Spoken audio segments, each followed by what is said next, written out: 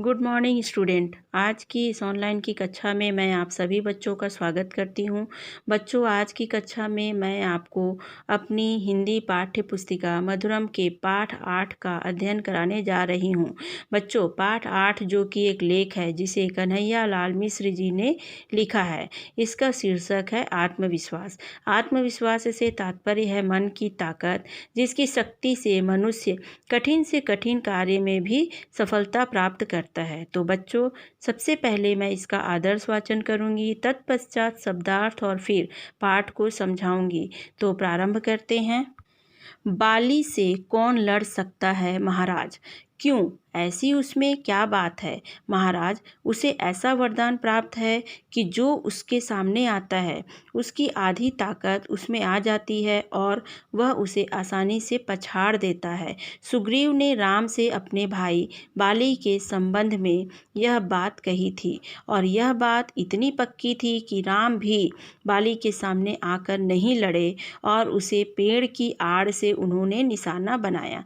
दूसरे की सामने वाले की आधी ताकत अपने में खींच लेने की शक्ति का जो वरदान बाली को प्राप्त था वह हम सबको भी प्राप्त है, पर दुर्भाग्य यह है कि हमने कभी उसका उपयोग नहीं किया।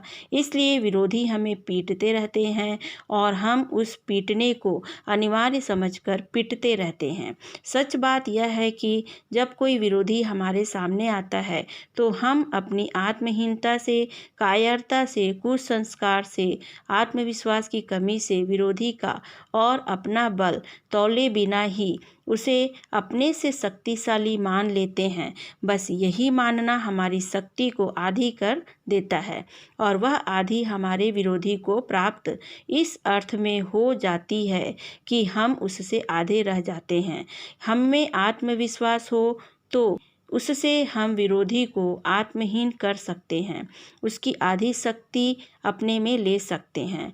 आत्मविश्वास का सबसे बड़ा दुश्मन दुविधा है, क्योंकि दुविधा एकाग्रता को नष्ट कर देती है, आदमी की शक्ति को बांट देती है।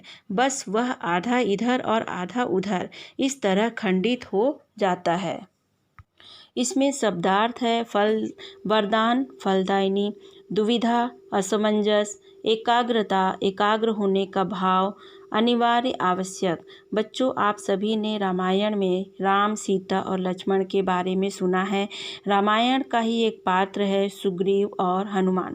जब वनवास के समय सीता को रावण द्वारा हरण कर लिए जाने पर श्री राम की सहायता हनुमान और सुग्रीव ने किया, उसी समय सुग्रीव अपने भाई बाली के बारे में राम से कहते हैं कि महाराज, बाली से कोई लड़ ही नहीं सकता। श्री राम के पूछने पर कि उसमें ऐसी क्या बात है, तो सुग्रीव बताते हैं कि बाली को ऐसा वरदान प्राप्त है कि उसके सामने जो भी आएगा उसकी आधी ताकत बाली में आ जाता है और वो और अधिक ताकतवर हो जाता है और प्रतिद्वंदी को आसानी से हरा देता है। श्री राम ने जब सुना तो वो भी बाली के सामने नहीं आए, बल्कि उसे पेड़ के पीछे से निशाना लगाकर परास्त करते हैं। कहने का तात्पर्य यह है कि बाली के अंदर पूर्ण आत्मविश्वास रहता है कि मैं किसी को भी परास्त कर सकता हूँ। जब श्री राम जो कि भगवान है यह सुनते हैं तो वो भी मानव रूप में रहने के कारण अपने अंदर की शक्तियों को पहचान नहीं पाते और पेड़ के पीछे से बाण मारकर बाली को परास्त करते हैं। बाली के जैसी शक्ति प्रत्येक मनुष्य को मिला हुआ है, लेकिन आत्मविश्वास की कमी के कारण कभी कभी वो अपने प्रतिद्वंदी से मार खाता रहता है और अपने आप को कमज़ोर समझता है।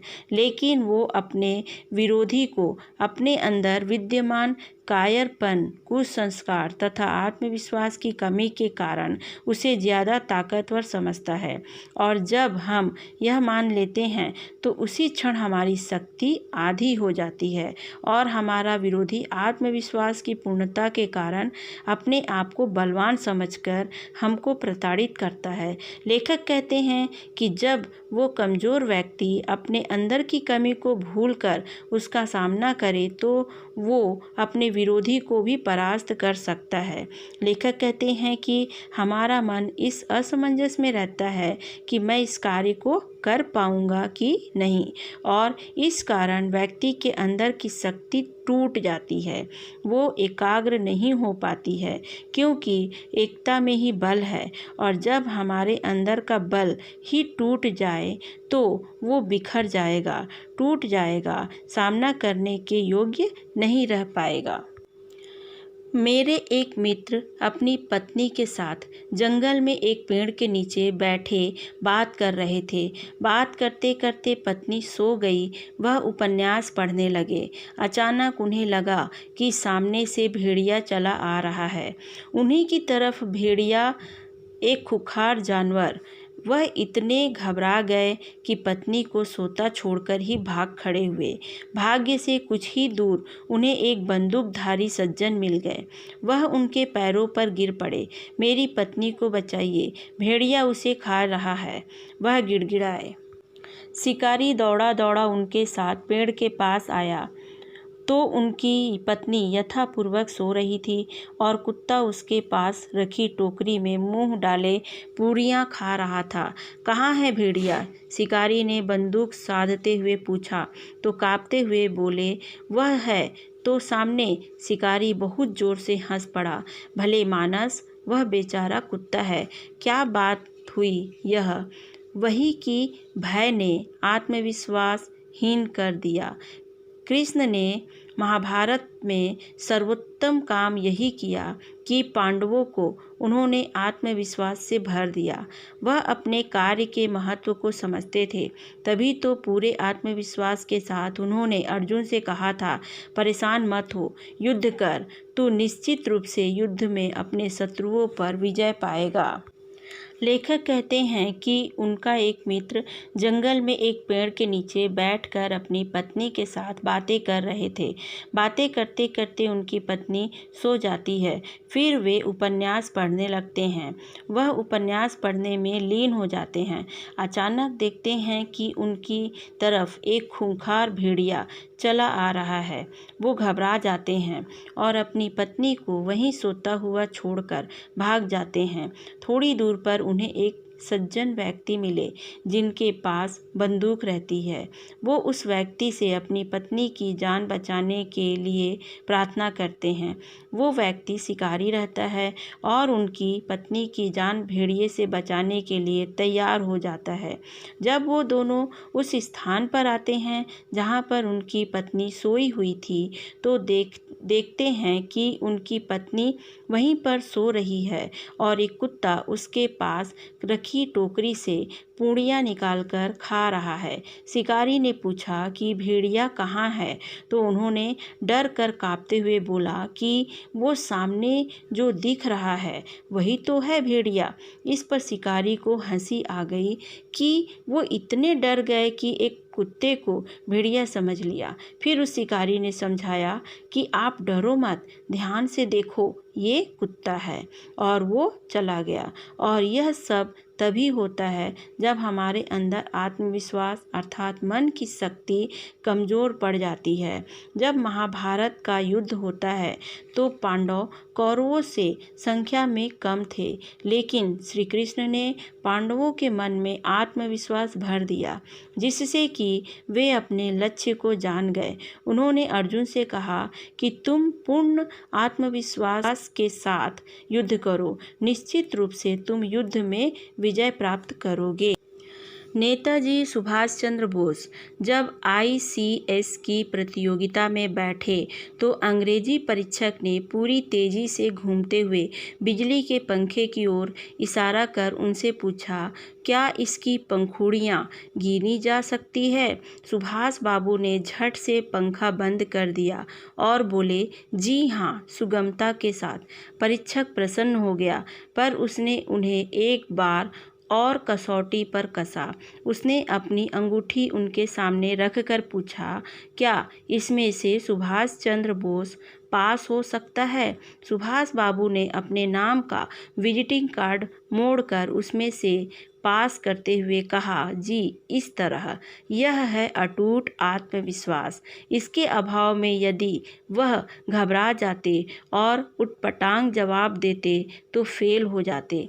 दूसरे, हम क्षमता का विश्वास करें और अपनी सफलता को निश्चित माने। इसके लिए आवश्यक शर्त यही है कि हमें अपनी क्षमता और सफलता में अखंड विश्वास हो। हमारे भीतर उगा भय, शंका और अधैर्य ऐसे डायनामाइट हैं जो हमारे व दूसरे के विश्वास को खंडित कर देते हैं। इसमें शब्दार्थ है खंडित करना, बर्बाद कर देना। लेखक सुभाष चंद्र बोस का उदाहरण देते हुए बताते हैं कि जब वे ICS की प्रतियोगिता परीक्षा में बैठे तो परीक्षक ने बिजली का पंखा जो चल रहा था उसकी तरफ इशारा करते हुए पूछा कि क्या इस पंखे की पंखुड़ियों को गिन सकते हो? सुभाष चंद्र बोस तुरंत उठकर पंखा बंद कर देते हैं और बोलते हैं, हाँ, बहुत ही आसान है। परीक्षक उनके आत्मविश्वास पर बहुत ही खुश था, लेकिन वो उनसे एक और प्रश्न पूछा कि इस अंगूठी से क्या सुभाष चंद्र बोस आर पार हो सकता है? सुभाष चंद्र बोस अपने नाम को कागज में लिखकर उसे मोड़ देते हैं और अंगूठी के आर पार निकाल कर उससे कहते हैं, हाँ, इस प्रकार सुभाष चंद्र बोस आर पार हो सकते हैं, क्योंकि उनके अंदर आत्मविश्वास भरा हुआ था।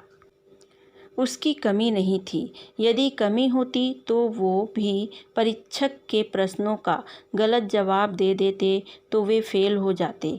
लेखक इन उदाहरणों के माध्यम से यह कहना चाहते हैं कि हम अपने अंदर विश्वास बनाकर रखना चाहिए कि मैं इस कार्य को करने में पूर्ण रूप से सक्षम हूँ और मेरे अंदर इतनी क्षमता है कि मैं इस कार्य को आसानी से कर लूँगा, तो व्यक्ति अवश्य ही सफल होता है।